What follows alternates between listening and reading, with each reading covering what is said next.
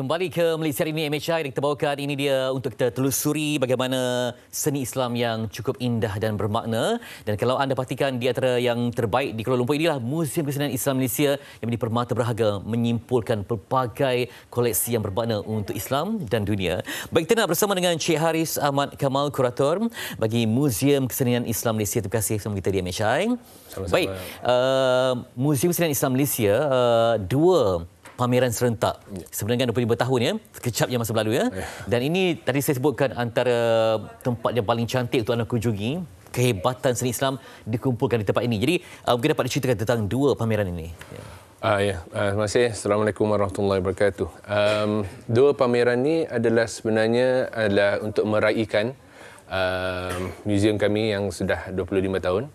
Jadi dia tajuk kami adalah menelusuri kesenian Islam. Jadi dia memberikan perjalanan kami sebagai museum dan juga untuk mempamerkan hasil karya kontemporari, iaitu seni khat yang masih segar yang dibuat oleh pengkarya-pengkarya seni khat.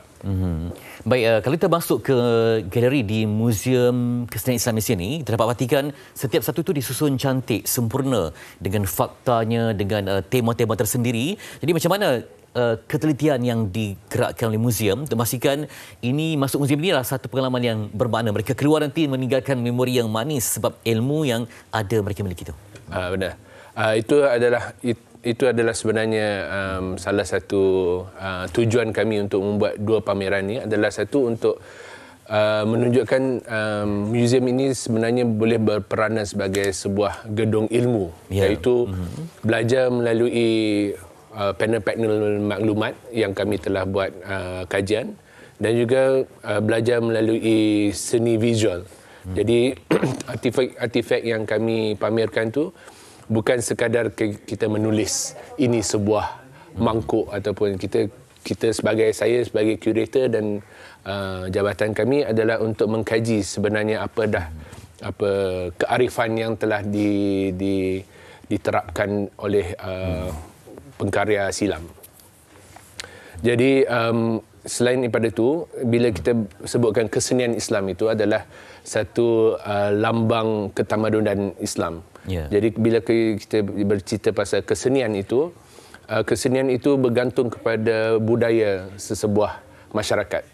Jadi bila kita masuk museum tu, kita boleh nampak kesenian Islam itu adalah lapisan daripada budaya yang Islam telah masuk. Jadi kita boleh nampak kesenian Cina tapi berteraskan Islam. Kesenian Arab, Islam. Kesenian India tapi Islam. Jadi yang menggabungkannya adalah Islam, yang mengaitkan mereka semua Islam. Tapi dari segi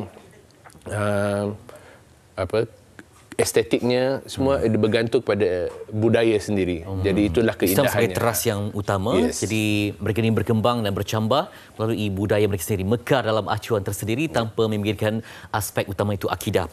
Itu yang disebutkan sebagai a journey through Islamic art ya.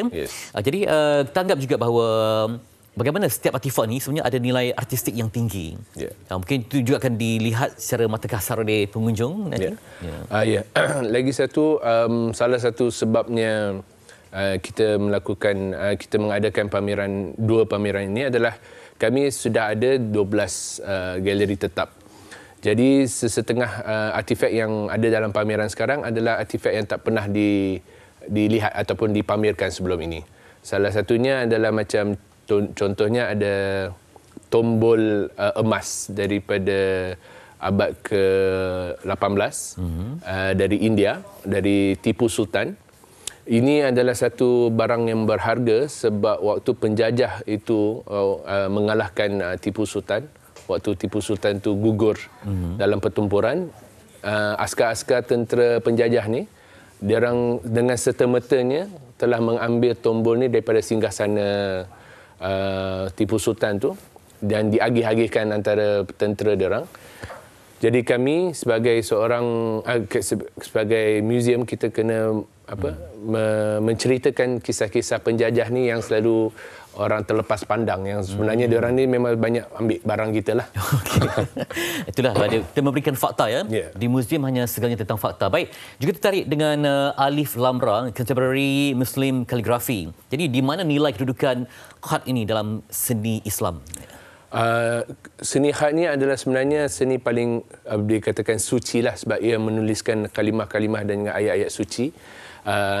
Jadi dia berkembang, dia dari segi kesenian tu, dia kesenian dan kesucian yang paling penting dan dimuliakan dalam kesenian Islam. Jadi selepas kita berceritakan selalunya kaligrafi atau seni khat tu ada dalam Al-Quran.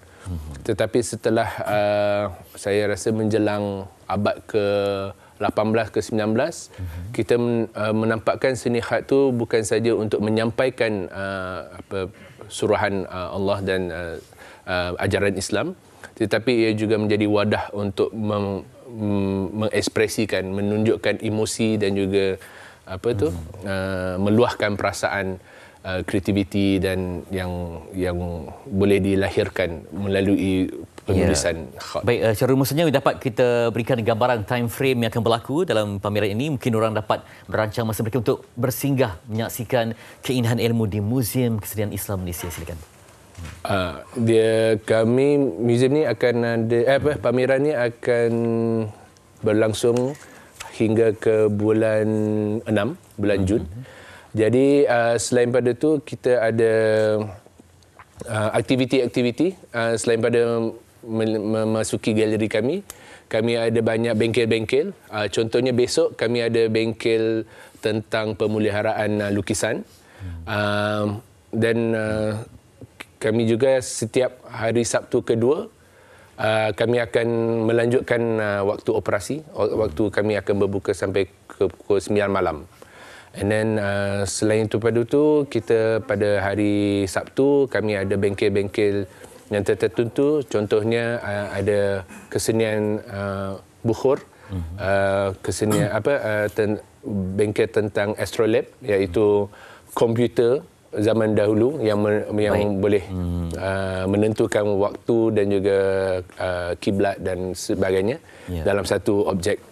Baik, 13,000 artifak menanti anda untuk dipamerkan Muzium Kesenian Islam Malaysia. Terima kasih Encik Haris Ahmad Kamal, kurator yang bersama dengan kita. Dan nanti kita bawakan lebih banyak pengisian di MHM Malaysia hari ini untuk anda teruskan bersama kami.